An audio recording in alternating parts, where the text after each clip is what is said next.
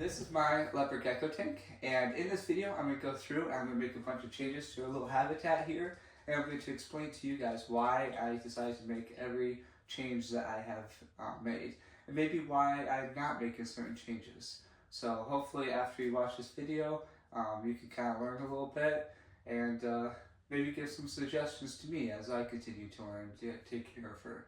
But I want to make sure I take care of her as good as I can, kind of give her that nice little happy, comfortable home. The first change I'm going to make is the tank size. Next, I'm going to put in some substrate. When I did it for her, I didn't realize how much controversy was behind this one. I got her sand that literally is for leopard geckos at the store that I put in. I did not realize that there's controversy behind that, and a lot of people kind of disagree and say that leopard geckos should never have sand, and some people say that's not too big of a deal. After I did a lot of reading, it seems like most people agree that sand's not horrible, but preferred not to use. So what is preferred? Well, they prefer that you take the organic topsoil that has been freezed to kill any insects in it and mix that with the sand. Okay, that mixture is a 70-30 parts. So 70 parts of topsoil to 30 parts of that sand. I'm gonna go ahead and still put down my little grass here. And I have learned that people very much hate this grass. They very much do not recommend it because the little claws will get stuck in it. However, I'm still putting it down, but as just like a protective layer. I'm gonna put all the sand and stuff on top of it because this is where my heat pad is gonna go.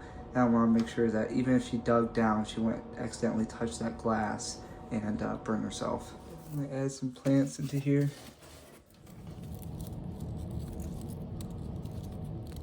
Okay, so the next thing I'm going to do is I am going to go ahead and add my heat source. The heat source I chose to do is the heating pad. And there's a little controversy on what you should do with the heating pad, if you should have it on the side of the tank, or if you should have it underneath of the tank. Some people will really say that it should be on the side of the tank, and then it seems like the people that I would consider the best experts said to put it underneath of the tank. And they said that way the heat source is directly on their stomach, and that's what they usually like, is on their stomach.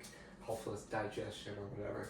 So put it underneath the tank is probably best overall. However, when you put it under the tank, you have to be extra careful of making sure that it is the proper temperature, just because it's a little harder for them to get away from what's under the tank.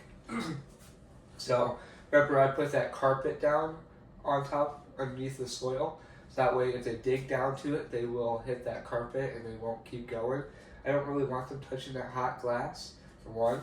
So I got that. We're gonna have this underneath of the glass, underneath of the aquarium, and then you got the carpet, and then you're gonna have some soil. I gotta still make sure that it stays at the right temperature, right there at the top of the soil. So what I'm actually gonna do is I got a little thermostat here.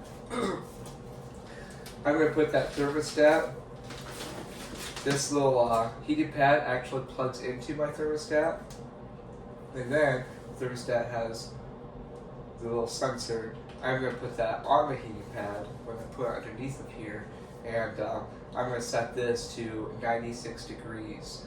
So at 96 degrees, as it goes up with the soil, it will end up being about 90 degrees on the surface, or maybe a little bit less, and that's what you want. You want it to be about 85 to 90 degrees on the surface. So after I got that all set, and this is under there, I should be all set for heat.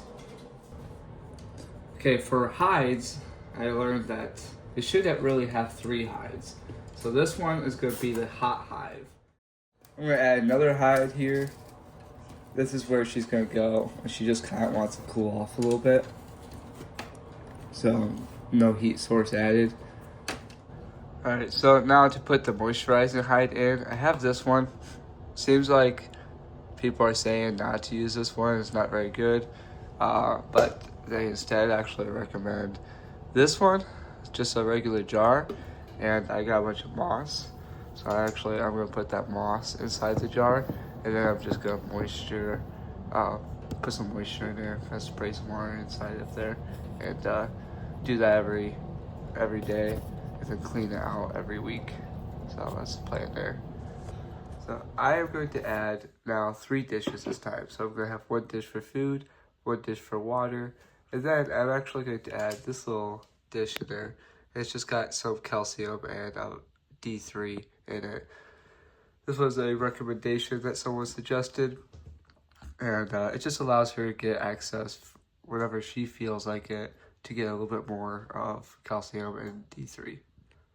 Alright, so another change that I am going to do, just because I moved the tank and it's in a darker room, I'll have it on a light that kind of acts like daylight and sunlight hours, and I have a little timer for that. The little timer kind of controls the daylight hours. They really like to know, like, be on the schedule. When I put back into my other room, I have a lot of daylight in there, so I'm not going to have this system in it. What I'm going to do is I'm going to go through and I'm actually just going to add a bunch of just decorations in that and try to have more clutter in a way. So I learned that leopard geckos actually like to have more clutter. It helps them kind of feel a little bit more safe. So that's what I'm going to do.